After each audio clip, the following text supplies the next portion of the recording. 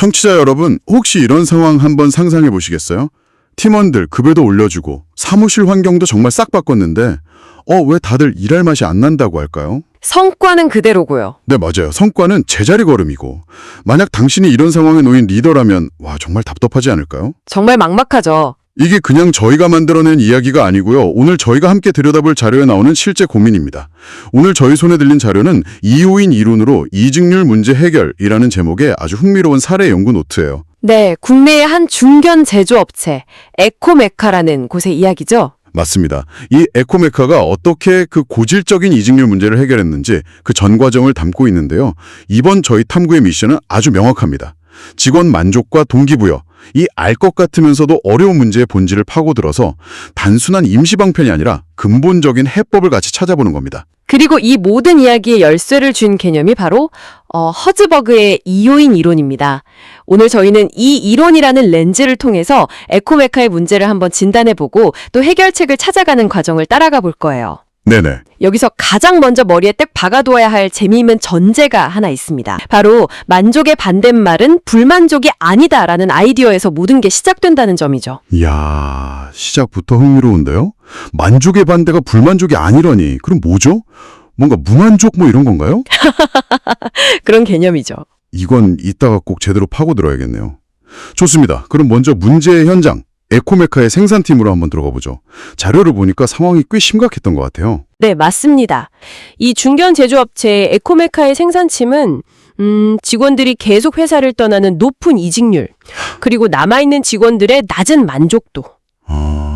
이게 단순히 그냥 분위기가 안 좋다 이걸 넘어서서 생산성에도 직접적인 타격을 주는 아주 신박한 문제였죠. 그래서 생산팀의 민준 팀장이 정말 팔을 걷어붙이고 나섰군요. 자료에 그가 취한 조치들이 나오는데 사실 대부분의 리더라면 가장 먼저 생각할 법한 그런 방법들이에요. 그렇죠. 아주 직관적인 방법들이죠. 네.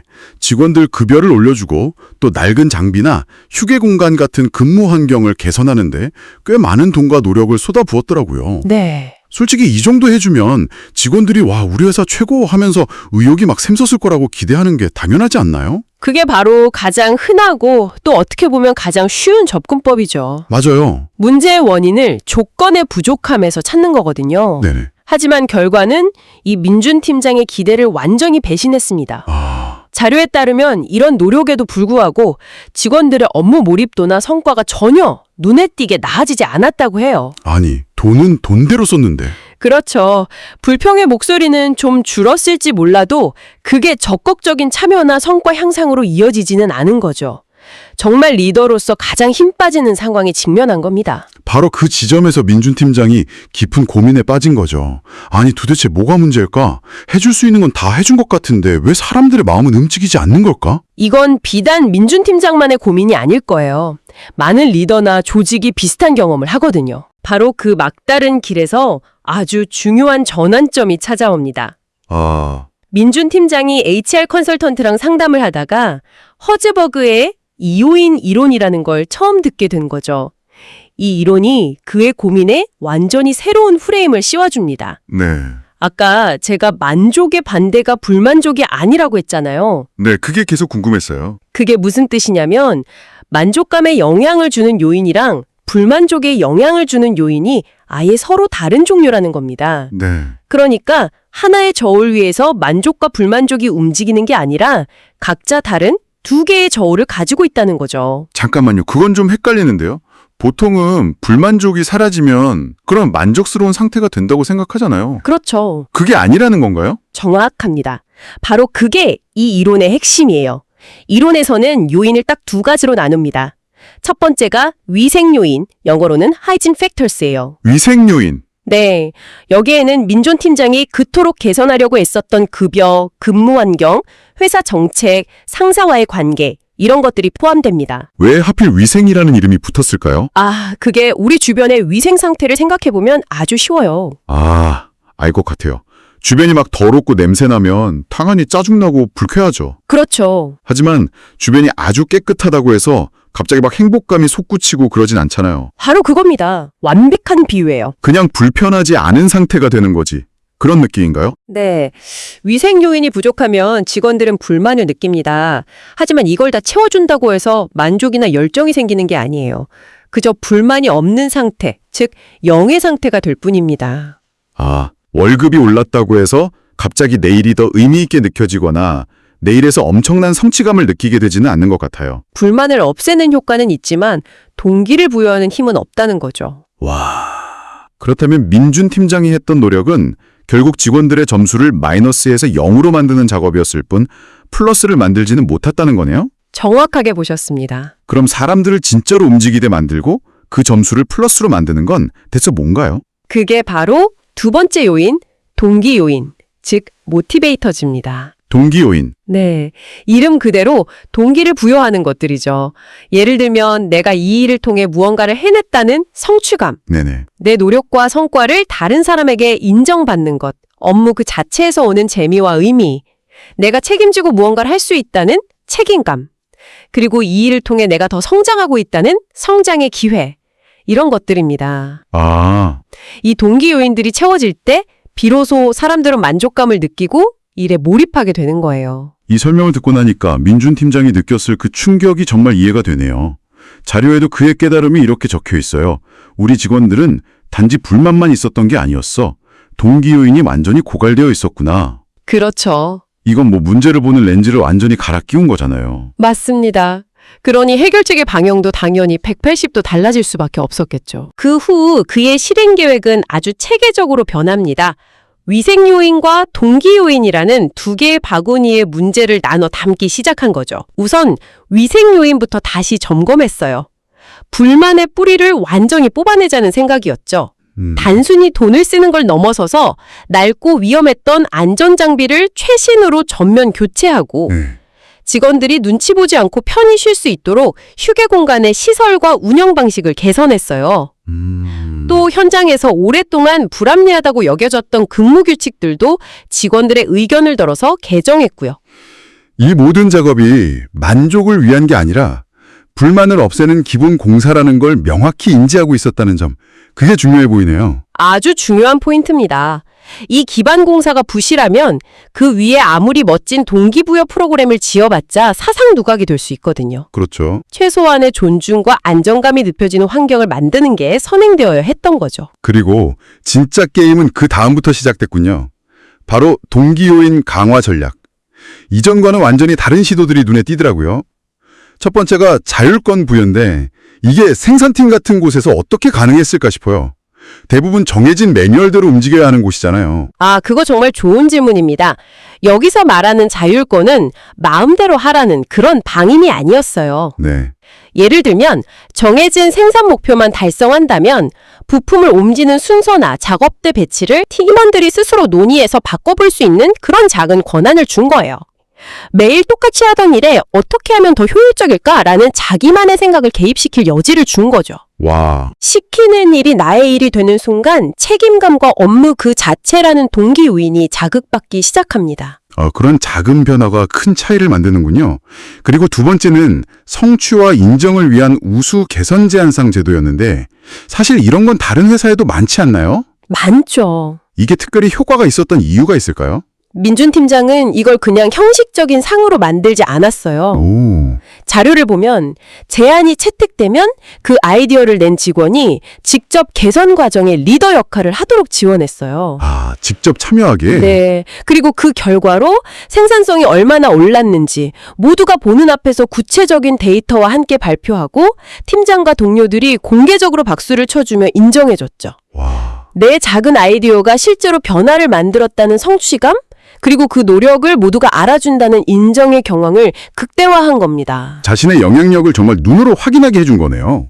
세 번째는 성장 기회 제공이었는데 이건 좀 더 소수의 직원들을 대상으로 한 것 같더라고요. 네, 맞습니다. 숙련된 직원들 중에서 희망자를 받아서 생산 프로세스 전체를 진단하고 개선하는 큰 프로젝트에 참여시켰습니다. 아, 스케일이 크네요. 그렇죠. 이건 단순히 내 자리에서 하던 일을 넘어서 팀과 공장 전체의 관점에서 문제를 보고 해결하는 경험을 하게 한 거죠.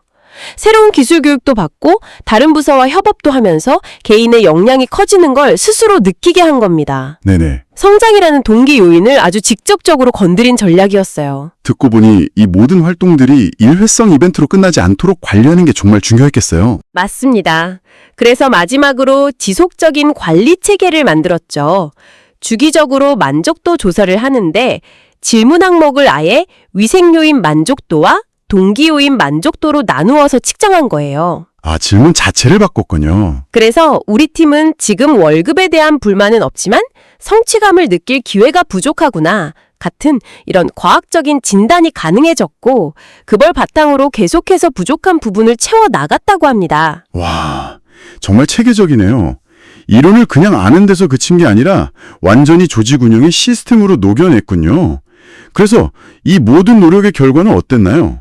정말 드라마틱한 변화가 있었을지 궁금한데요. 그 결과가 이 사례 연구의 하이라이트죠. 자료에 나온 수치들이 아주 인상적입니다. 개선 활동을 시작하고 6개월 후에 업무에서 성취감을 느낀다는 긍정적인 응답이 기존 70%에서 90%로 크게 뛰어 올랐습니다. 와, 90%요? 잠깐만요. 거의 모든 직원이 자기 일에서 의미를 찾기 시작했다는 거잖아요. 바로 그겁니다. 그리고 이건 단순히 기분 좋은 느낌에서 끝나지 않았습니다. 그죠. 성과가 따라와야죠. 네, 생산 효율성이 15% 향상됐고 제품 불량률은 현저하게 줄었어요. 오, 그리고 가장 골치 아팠던 문제, 이직률은 전년 대비 절반으로 뚝 떨어졌습니다. 이야. 돈을 쏟아부었을 때는 꿈쩍도 않던 지표들이 사람들이 일하는 방식과 일의 의미를 바꿔주자 극적으로 움직이기 시작한 거네요. 이 사례는 정말 많은 걸 생각하게 하네요. 위생요인은 불만 예방주사 같다는 생각이 들어요. 아, 예방주사 좋은 비유네요. 네. 안 맞으면 병에 걸리니까, 즉 불만이 생기니까 꼭 맞아야 하지만 그 주사 맞는다고 갑자기 막 힘이 솟고 건강해지는 건 아니잖아요. 아주 적절한 비유입니다. 그리고 동기 요인은 우리가 매일 챙겨 먹는 영양제나 비타민 같은 거죠. 당장 안 먹는다고 큰일이 나지는 않지만 꾸준히 챙겨 먹어야 활력이 생기고 더 건강한 컨디션을 유지할 수 있잖아요. 맞아요. 성취, 성장, 인정 같은 동기 요인들이 바로 우리에게 실질적인 업무 에너지를 공급하는 영양제인 셈이죠. 그렇군요. 결국 이 사례의 결론은 명확하네요. 조직은 보상이나 환경 개선 같은 위생요인 관리에만 머물러서는 안 되고 직원들이 일 자체에서 의미와 성취감을 느낄 수 있도록 직무를 재설계하고 동기 요인을 채워주는 전략을 반드시 함께 가져가야 한다는 것. 특히 자료 마지막 부분에서 강조하듯이 이 이론은 에코메카 생산팀처럼 반복적인 업무가 많은 환경에서 더 강력한 힘을 발휘할 수 있습니다. 네. 자칫 단조롭고 무의미하게 느껴질 수 있는 일에 자율권, 성취감, 성장이라는 요소를 심어줌으로써 일의 성격 자체를 완전히 바꿀 수 있으니까요. 물론 이 이론이 모든 상황에 적용되는 만병통치약은 아닐 겁니다. 사람마다 중요하게 생각하는 가치가 다르니까요. 그렇죠. 하지만 적어도 우리가 동기부여라는 문제를 얼마나 단편적으로 보고 있었는지를 깨닫게 해주는 아주 중요한 관점인 건 분명합니다. 네. 오늘 탐구를 한 문장으로 정리한다면 불만을 없애는 것과 만족을 만드는 것은 완전히 다른 게임이다. 이렇게 말할 수 있겠네요. 와, 완벽한 요약인데요. 민준 팀장은 첫 번째 게임에서는 고전했지만 두 번째 게임의 룰을 깨닫고 나서야 비로소 승리할 수 있었던 거고요. 오늘 이야기를 들으면서 자연스럽게 당신의 일이나 조직을 떠올리셨을 겁니다. 어쩌면 우리도 그동안 눈에 잘 보이는 위생 요인 개선, 예를 들어 더 좋은 사무가구, 더 많은 복지 혜택 같은 것들에만 집중해 왔을지도 모릅니다. 그럴 수 있죠. 물론 그것들도 중요하지만 어쩌면 우리는 문제의 절반만 보고 있었던 건 아닐까요? 네. 그래서 마지막으로 이 질문을 당신께 드리고 싶습니다. 잠시 눈을 감고 생각해 보세요.